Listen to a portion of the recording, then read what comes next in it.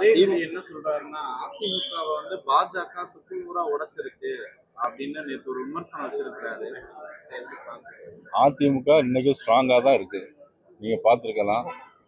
மதிப்புக்குரிய அதிமுகவுடைய பொதுச் செயலாளர், எங்களது தோழமை கட்சியினுடைய தலைவர் போகக்கூடிய இடங்களெல்லாம் இன்னைக்கு மக்கள் வெள்ளமா வந்து இன்னைக்கு மிகப்பெரிய ஒரு ஆரவாரத்தை கொடுக்குறாங்க, ஆதரவு தர்றாங்க. அவங்களுக்கு ஒரு பொறாமையிலே இருந்துகிட்டு இருக்கிறாங்க. எப்படியாவது அவங்களுடைய எண்ணத்தை அவங்க சொல்றாங்களே தவிர அதிமுகவை பாரதிய ஜனதா கட்சி உடைக்க வேண்டிய அவசியம் உங்களுக்கு கிடையாது. நாங்கள் தான் இன்றைக்கு அவருடைய தலைவர்களாக ஏற்றிருக்கிறோம்.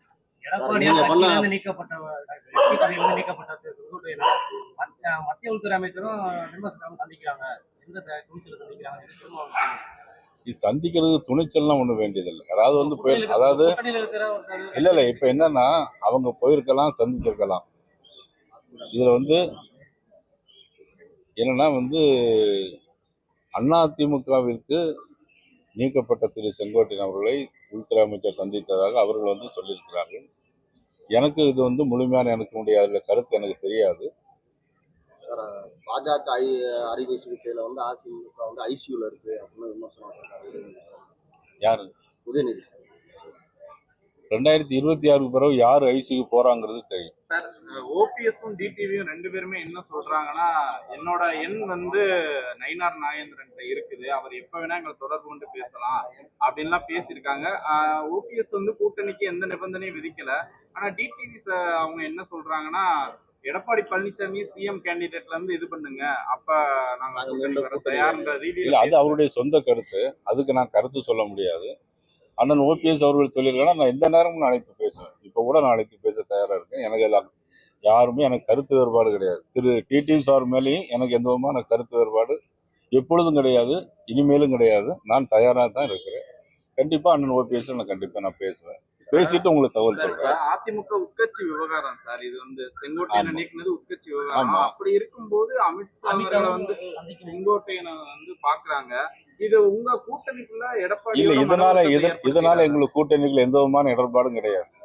இப்போ வந்து உள்துறை அமைச்சர் இங்க வந்து அவங்கள சந்திச்சாதான் பார்க்கணும். அவங்க போய் பார்த்ததுதான் அவங்க சொல்றாங்க. பட் என்னுடைய தகவல் முழுமையா தெரிஞ்ச பிறகு நான் உங்களுக்கு சொல்றேன்.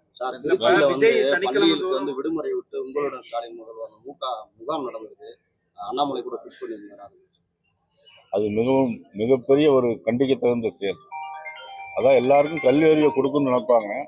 இவங்க கல்வி அறிவு கொடுக்கக்கூடிய பள்ளிக்கூடத்தையே லீவ் விட்டு பெரிய ஆட்சி விழாவெல்லாம் எடுத்து அதுக்கு ஒரு நாளைக்கு முன்னாடியே பெரிய விளம்பரம் எல்லாம் பண்ணிருக்கு. இதுலதான் ஆட்சி வேண்டாம்னு நான் நினைக்கிறேன். அண்ணாமலை நேற்று வந்து ஒரு கருத்து சொல்லியிருக்காரு, திமுக ரொம்ப ஸ்ட்ராங்கா இருக்கு, அவங்க கிட்டத்தட்ட 40% ஓட்டோட இருக்காங்க, இந்த சூழ்நிலையில அவங்களை எதிர்கொள்றது கடினமான விஷயம் அப்படின்னு நேற்று ஒரு கருத்தரங்கத்துல பேசியிருக்கிறாரு.